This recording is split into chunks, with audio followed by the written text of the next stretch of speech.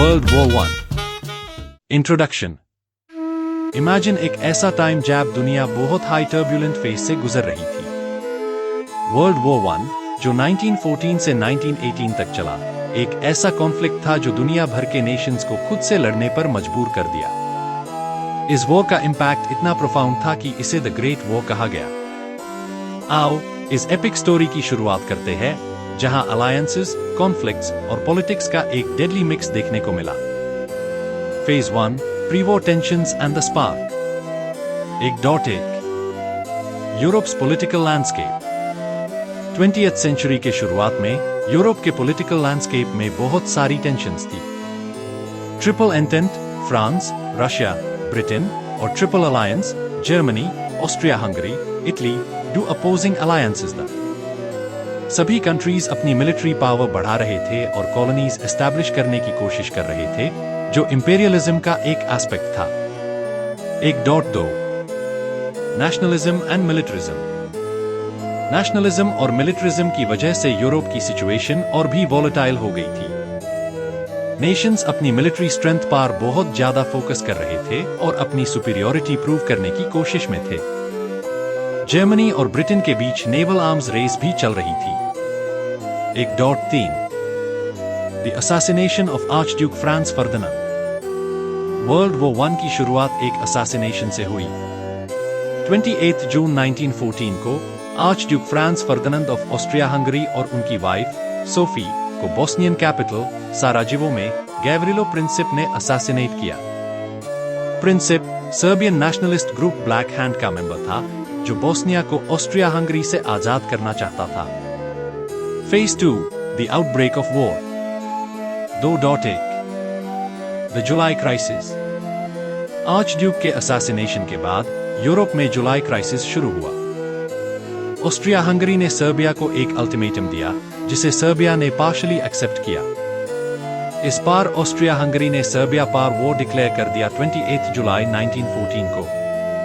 इसके बाद अलायंसेस के कमिटमेंट्स एक्टिवेट हो गए। 2.2 the Schlieffen plan and early battles.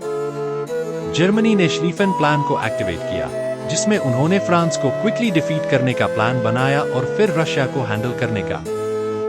Germany ने बेल्जियम के थ्रू फ्रांस इन्वेड किया, जो ब्रिटेन को वॉर में ले आया क्योंकि ब्रिटेन ने बेल्जियम की न्यूट्रलिटी गारंटी की थी। इससे यूरोप एक वाइड स्प्रेड कॉन्फ्लिक्ट में घुस गया। 2.3 the western and eastern fronts. Western front पे ट्रेंच वॉरफेयर डोमिनेट कर रही थी, जहां सोल्जर्स को मडी ट्रेंचेस में बहुत हाई टफ कंडीशंस में फाइट करना पैद रहा था। ईस्टर्न फ्रंट पे जर्मनी और ऑस्ट्रिया हंगरी का रशिया के अगेंस्ट फाइट चल रहा था, जो मूवमेंट और डायनामिक बैटल्स से भरा था। Phase 3, global war and major battles. 3.1 Gallipoli campaign. 1915 में अलाइस ने टर्की के गलीपोली पेनिनसुला पे एक कैंपेन लॉन्च किया ताकि डार्डनेल्स स्ट्रेट को कंट्रोल कर सके। लेकिन ये कैंपेन फेल हो गया और अलाइस को बहुत हेवी लॉसेस हुई। 3.2 the battle of Verdun and the battle of the Somme. 1916 में वेस्टर्न फ्रंट पे दो सबसे इनफेमस बैटल्स लड़ी गई, बैटल ऑफ वर्दून और बैटल ऑफ द सोमे। वर्दून में फ्रांस और जर्मनी के बीच एक अट्रिशनल बैटल हुई जो बहुत ज्यादा डिस्ट्रक्टिव थी। सोमे में ब्रिटिश और फ्रेंच फोर्सेस ने जर्मन लाइंस को ब्रेक करने की कोशिश की, लेकिन बहुत हेवी कैजुअल्टीज हुई। 3.3 the war at sea and the U-boat campaign. Naval warfare भी वर्ल्ड वॉर वन का एक मेजर एस्पेक्ट था। जर्मनी ने अनरिस्ट्रिक्टेड सबमरीन वॉरफेयर शुरू किया, जिसमें उन्होंने एनिमी शिप्स को टारगेट करना शुरू किया। इसका सबसे बड़ा एग्जाम्पल ल्यूजिटेनिया का सिंकिंग था, जो एक सिविलियन शिप थी और जिसमें बहुत सारे अमेरिकन पैसेंजर्स भी थे। Phase 4, the United states enters the war. 4.1 the Zimmerman Telegram. Germany ने मेक्सिको को एक सीक्रेट मैसेज भेजा, जिसे जिमरमैन टेलीग्राम कहा जाता है, जिसमें उन्होंने मेक्सिको को प्रपोज किया कि अगर यूएस जर्मनी के अगेंस्ट वॉर में आता है तो मेक्सिको को जर्मनी के साथ मिल जाना चाहिए। ये टेलीग्राम ब्रिटिश ने इंटरसेप्ट किया और यूएस को इन्फॉर्म किया, जिससे यूएस की पब्लिक ओपिनियन जर्मनी के अगेंस्ट हो गई। 4.2 यूएस डिक्लेरेशन ऑफ वॉर। अप्रैल 1917 में यूएस ने ऑफिशियली जर्मनी के अगेंस्ट वॉर डिक्लेयर कर दिया। इससे अलाइज को एक फ्रेश मिलिट्री और इकोनॉमिक सपोर्ट मिला जो उनके लिए बहुत क्रिटिकल था। 4.3 अमेरिकन एक्सपीडिशनरी फोर्सेस। यूएस ने यूरोप में अमेरिकन एक्सपीडिशनरी फोर्सेस AEF को डिप्लॉय किया जो जनरल जॉन जे पर्शिंग के अंडर थी। इनकी अराइवल से वेस्टर्न फ्रंट पे अलाइज की पोजीशन बहुत स्ट्रांग हो गई। Phase 5 the Russian revolution and the eastern front.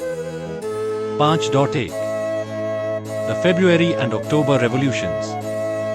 1917 में रशिया में पॉलिटिकल अनरेस्ट के कारण फेब्रुअरी रेवोल्यूशन हुआ जिसमें जार निकोलस II को एब्डिकेट करना पड़ा और प्रोविजनल गवर्नमेंट एस्टैब्लिश्ड हुई। अक्टूबर रेवोल्यूशन में बोल्शेविक्स लेनिन के लीडरशिप में पावर में आए और रशिया को एक कम्युनिस्ट स्टेट बनाया। 5.2 द ट्रीटी ऑफ ब्रियास्ट-लिटोव्स्क। 1918 में बोल्शेविक गवर्नमेंट ने सेंट्रल पावर्स के साथ ट्रीटी ऑफ ब्रियास्ट-लिटोव्स्क साइन किया जिससे रशिया वॉर से ऑफिशियली बाहर हो गया। इस ट्रीटी के थ्रू रशिया ने बहुत सारी टेरिटरीज जर्मनी को दे दी। Phase 6 the end of the war. 6.1 the 100 days offensive. 1918 में अलाइज ने एक सीरीज ऑफ ऑफेंसिव्स लॉन्च किए जिसे 100 डेज ऑफेंसिव कहा गया। ये ऑफेंसिव्स बहुत सक्सेसफुल रहे और जर्मनी और सेंट्रल पावर्स को डिफीट की तरफ पुश किया। 6.2 armistice and the treaty of Versailles. 11 नवंबर 1918 को जर्मनी ने आर्मिस्टिस साइन किया जो वॉर का ऑफिशियल एंड था। 1919 में पेरिस पीस कॉन्फ्रेंस हुई जिसमें ट्रीटी ऑफ वर्सेल्स को फाइनलाइज किया गया। इस ट्रीटी के अंडर जर्मनी को हार्श रिप्रेशंस और टेरिटोरियल लॉसेस फेस करने पड़े। 6.3 aftermath and the league of Nations. War के बाद लीग ऑफ नेशंस एस्टैब्लिश हुई ताकि फ्यूचर कॉन्फ्लिक्ट्स को रोका जा सके, लेकिन ये ऑर्गेनाइजेशन वीक थी और आगे चलकर वर्ल्ड वॉर II को रोकने में फेल हुई। कंक्लूजन वर्ल्ड वॉर I ने दुनिया को फंडामेंटली चेंज कर दिया। इस वॉर ने एम्पायर्स को तोड़ दिया, न्यू नेशंस को जन्म दिया और एक न्यू वर्ल्ड ऑर्डर एस्टैब्लिश किया।